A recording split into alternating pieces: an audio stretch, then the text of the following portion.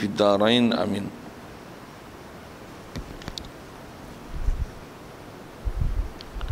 Kita yang kitab Jawi muka surat 16 rasanya. Kata musannif rahimahullah ke-6, wahdaniyah, sifat salbiyah, keasaan Allah, artinya Allah asa, tunggal, dan padanya 3 bahagi. Baca dah katanya sikit tak?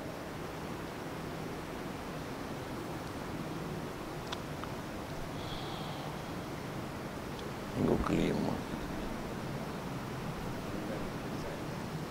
Kata musannif rahimahullah, tunggal pada zatnya 2 bahagi pula. Pertamanya, zat tidak bersusun, tidak berkapuh hingga boleh berbelah bahagi bersalahan. Zat makhluk bersusun, berkapuh, boleh berbelah bahagi dan bersusun, berkapuh. Inilah dinamakan kam muttasil pada zat. Yang tulis sekalian, pertama sekali syukur terima kasih kita kepada Allah Ta'ala. Syukur kita lima hidup masih diberi. Syukur kita dapat Islam.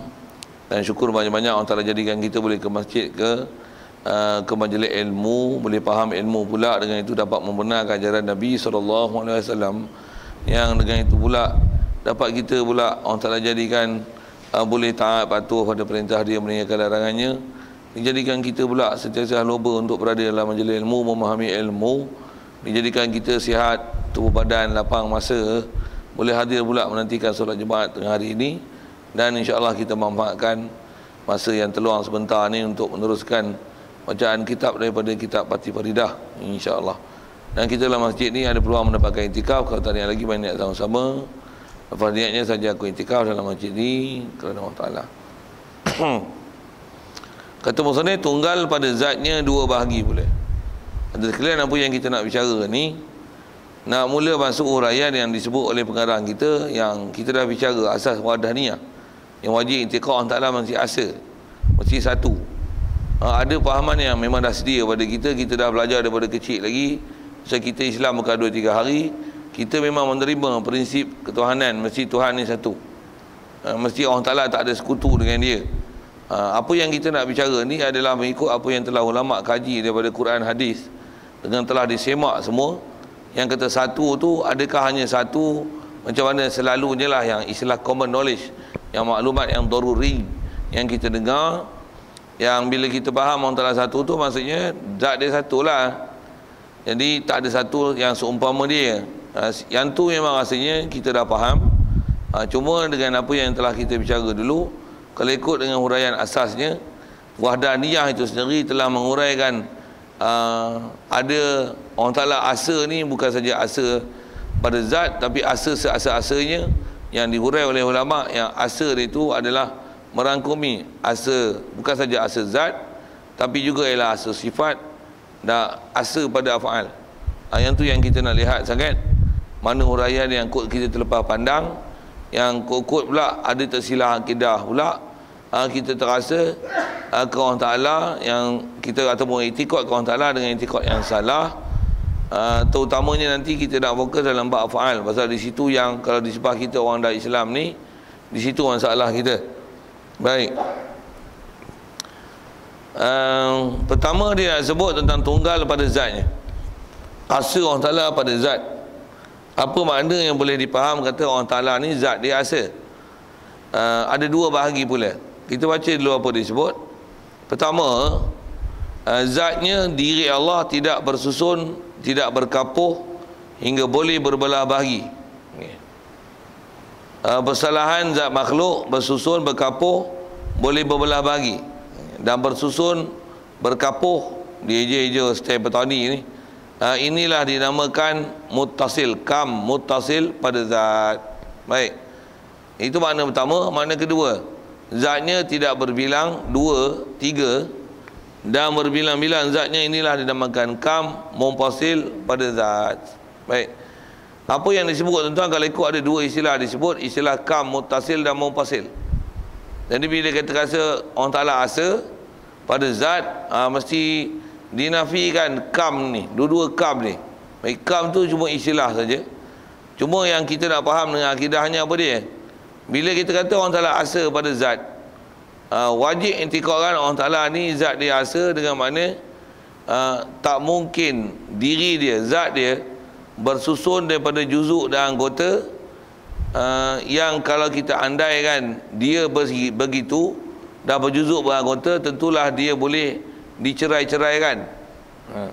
Dan faham daripada berjuzuk anggota, tentulah dia ni cantuman daripada sesuatu.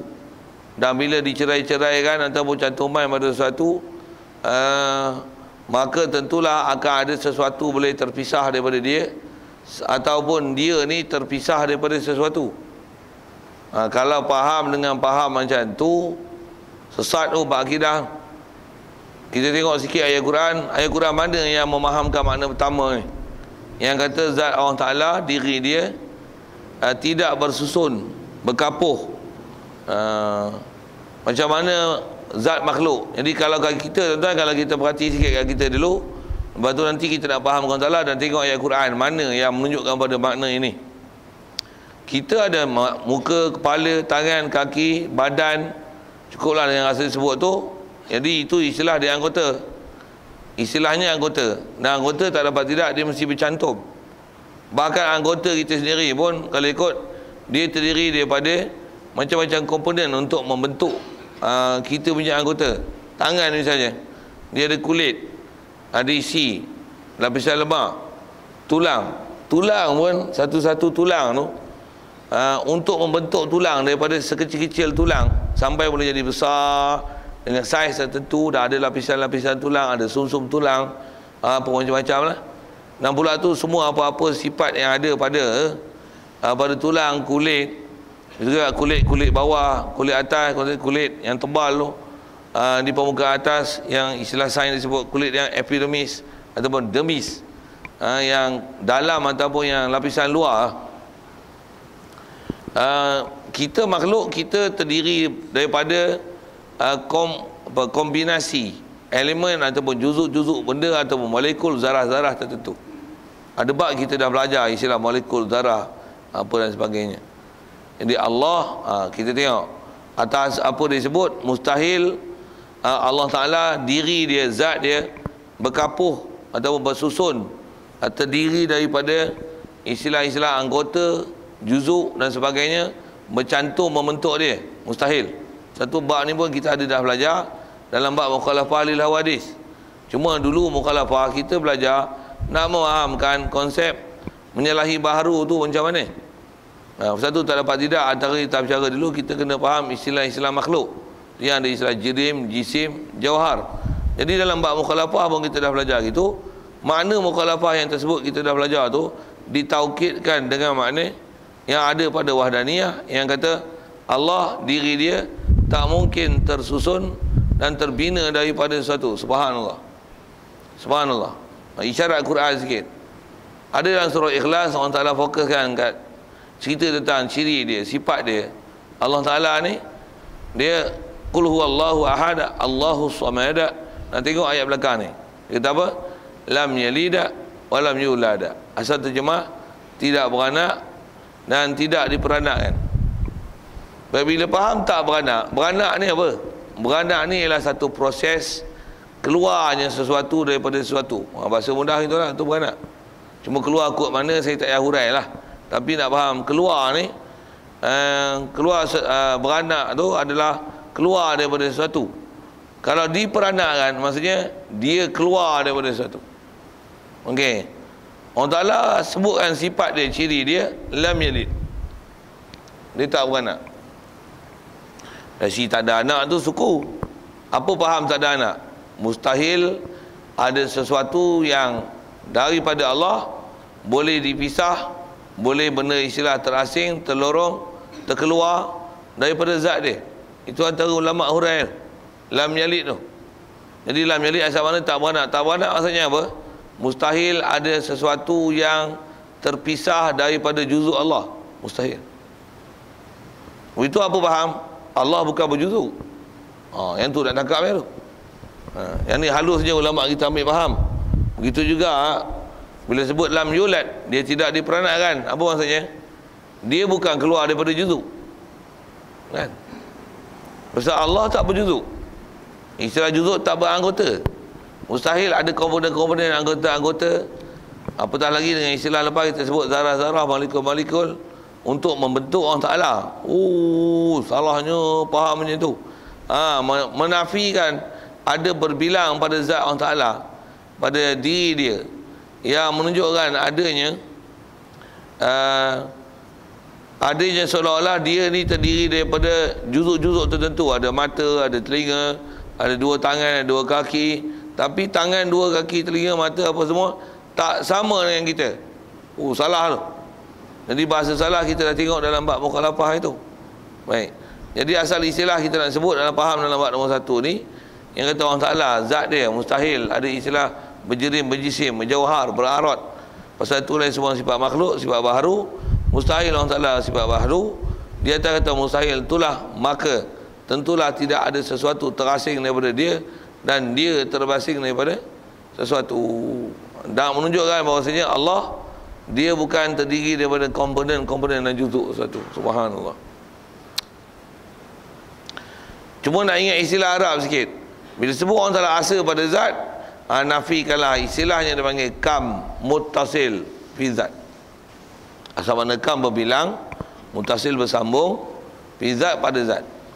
Apa maksud kam berbilang pada zat? Maksudnya tidak ada sesuatu yang boleh tidak ada sesuatu yang Allah terdiri daripada juzuk komponen tersebut. Mustahil. Jadi atas namanya dipanggil kam muttasil fi zat. I'tiqad saja Allah Ta'ala satu, maka antara maksud dalam bab zat ialah mustahil ada zat lain boleh menyerupai Allah Ta'ala.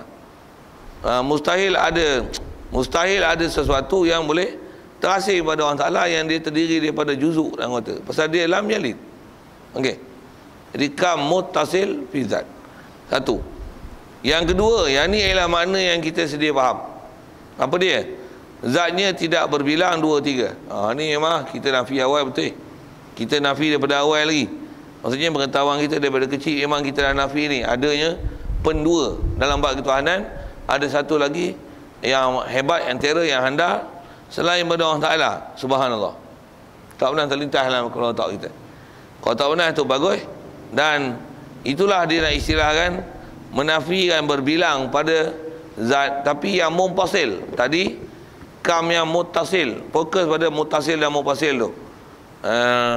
Jadi kalau kata pada mumpasil, maksudnya tak ada sesuatu yang lain melainkan Allah Ta'ala saja. Okey, itu menafikan berbilang yang mumpasil. Maksudnya luar, asing, tak ada kena-mengena dengan zat Allah. Ada Tuhan, sesuatu yang bernama Tuhan yang boleh mudarat atau manfaat. Takkan ada itu. Baik. Jadi kalau mutasil macam mana? Dia adalah berhubung dengan zat Allah Ta'ala sendiri.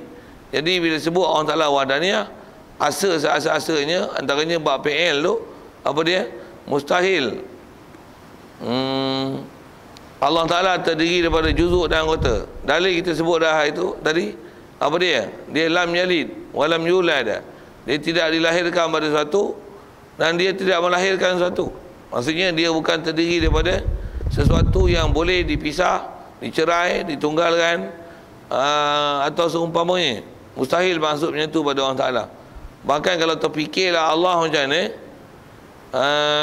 kaedah, kalau sebut dengan kaedah akal, nak tolak dia ialah Allah Ta'ala mesti mukhalafah lil hadis. Dan di atas kata macam mana itu, itu juga kita dah belajar dulu macam mana nak menolak kesamaran tersebut. Jadi ada dua istilah yang kita dah ambil, kam muttasil, kam mumpasil. Kalau belajar elok, kita biasa jumpa istilah muttasil, mumpasil ni dalam ilmu tajwid. Ada istilah mad jaiz, mumpasil, mad wajib, muttasil. Sikit ke sana, nak ambil tahu mana? Muttasil maksudnya bersambung. Mumpasil maksudnya bercerai. Nak ambil bersambung dan bercerai saja. Sambung dan bercerai saja. Jadi kalau nisbah yang muttasil, mustahil Allah terdiri daripada zat, komponen ataupun berjuzuk macam mana kita. Itu menafikan kam muttasil,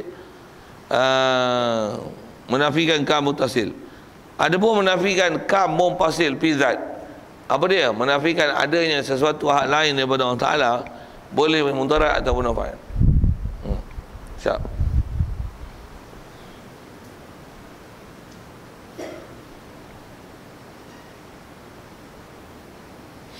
Ada soalan? Boleh?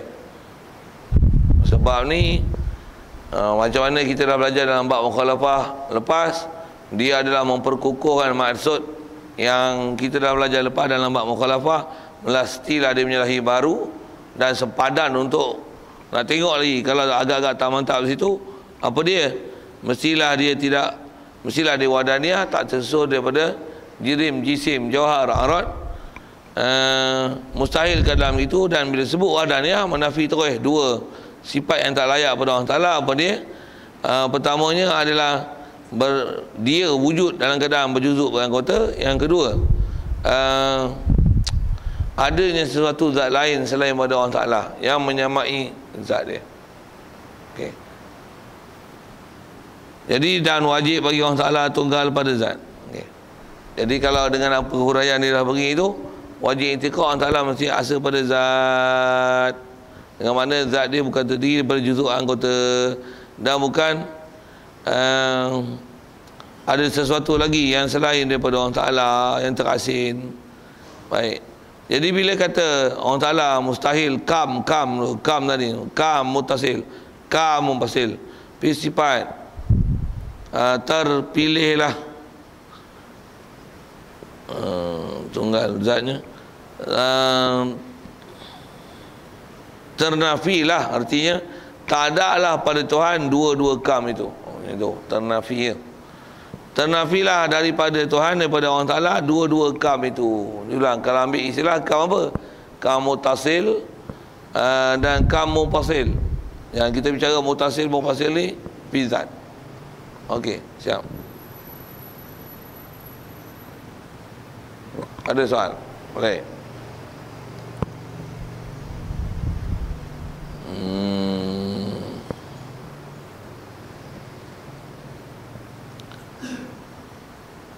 Ni sebab baca itu selesai dah lah.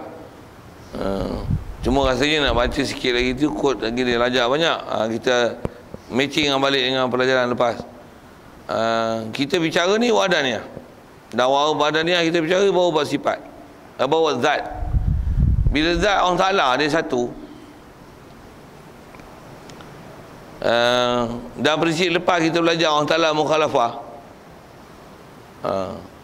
mula tu satu tu antaranya dengan mana bukan macam atom molekul boleh dibelah bahagi atau seumpamanya, dan menafikan adanya selain daripada Allah Ta'ala yang serupa dengan dia. Jadi kaedah kita wajib asalkan Allah Ta'ala memang dia lah satu-satunya Tuhan, satu, dan pandang pada sudut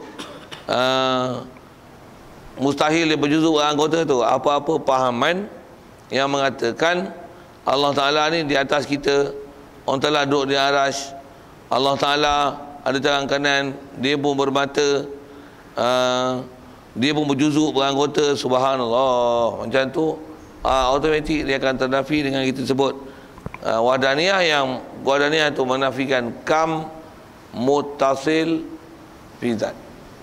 Dia ada istilah macam tu sikit lah. Jadi ternafilah daripada Allah Ta'ala, dengan makna tak ada lah pada Tuhan tunggal, tiadalah pada Tuhan dua kam itu. Itulah kam mutasil dan mumpasil. Yang ni kam mutasil ataupun kam mumpasil pada zatnya. Okey, selesai. Kalau kita memang tak ada, bagus. Cuma sekali lagi saya sebut tuan-tuan, kalau pahaman-pahaman yang tak betul akidah akhir zaman kita ni, antaranya ialah sebut tadi, atas namanya Wahabi. Dia mengajar akidah yang dekat kita bercanggah sama sekali, bercanggah sama sekali, khususnya tentang wadaniyah lah antaranya. Pasal dia mengiktikadkan wahdaniyah Allah hanya dengan jika terkumpul tiga perkara. Apa dia? Itulah diistilahkan sebagai tauhid uluhiyah, rububiyah, asma' wa sifat. Dan dia memberikan huraian berbeza. Dan dengan huraian dia itu tak menafikan macam mana kita belajar ni, yang kata menafikan zat Allah Ta'ala tak berbilang tu, berbilang yang terasing pada dia, yang tu kam mufasil fi zat. Cuma yang kedua tu, kalau Wahabi kita kelahi dia kat situ. Kalau dengan nombor dia yang pertama, apa dia? Memahamkan Allah Ta'ala ni seolah-olah Allah Ta'ala pun ada juzuk dan anggota juga. Itu masalah kita. Itu masalah akidahnya. Kerana kalau tengok Quran dengan mentah-mentah, ada ayat Quran yang terjemahan mentah-mentah tu seolah-olah keberadaan dia adalah satu perkara yang seolah-olah macam mungkin. Sedangkan itu adalah mustahil. Tentang berbilang apa terdirinya dia daripada juzuk-juzuk dan anggota, apatah lagi pula dah sabit begitu nanti. Dengan itu mengisi ruang, berada di tempat satu, berada di pihak, nanti istilah berhajat pula pada makhluk. Salahnya dalam akidah begitu.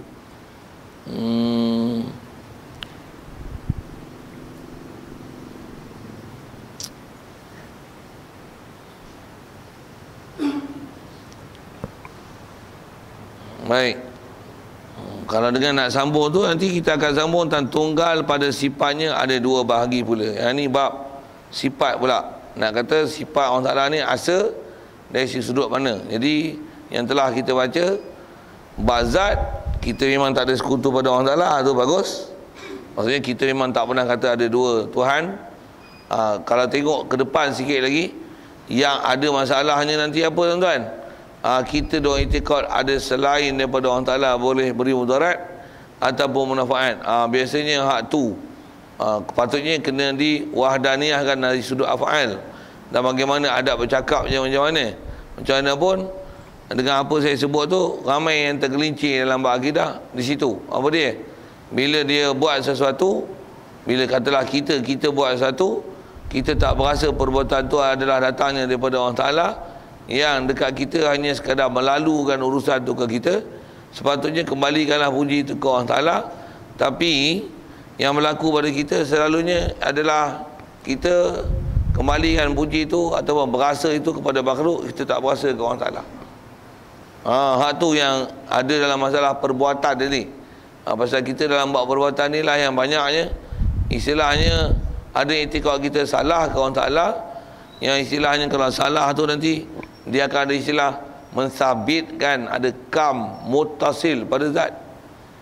Antaranya kalau macam pahaman-pahaman yang sebut salah hari, macam mana kita bercara mukhalafah lu, terjemah dengan Al-Quran, dah kita kata Allah Ta'ala ni tak tercerai pada dia sesuatu, dia mustahil bercantum dengan sesuatu, bergabung dengan sesuatu, ataupun dia terdiri daripada juzuk dan anggota, mustahil. Main golongan tak betul ni, dia ambil Quran mentah-mentah, dia kata apa? Allah Ta'ala ada muka, pasal ada ayat Quran kata ada muka. Kita kena jaga tempat-tempat macam tu. Dari segi huraian saya sebut dah, dia ada dapat dipaham daripada perkataan dalam surah Al-Ikhlas tu, lam yalid, maksudnya tak beranak, maksudnya dia bukan keluar pada satu. Lam yulad, dia bukan diperanakkan, maksudnya juga dia bukan terasing daripada satu, jadi mustahil dia terdiri daripada sesuatu. Okey, itu isyarat yang nak ambil pada lam yalid wa lam yulad. Dan insya-Allah kita sambung yang akan datang tentang bab asa pada sifat. Alhamdulillah minasyaitanir. Bismillahirrahmanirrahim. Allahumma nawwir qulubana min nuri hidayatika kama nawwartal arda bi syamsika wa lana abada bi rahmatika ya arhamar rahim. Warzuqna fahaman nabiyyin wa hifdzal mursalin wa ilhamal malaikatil muqarrabin wa sallim tasliman ala jamil anbiya wa mursalin. Walhamdulillah.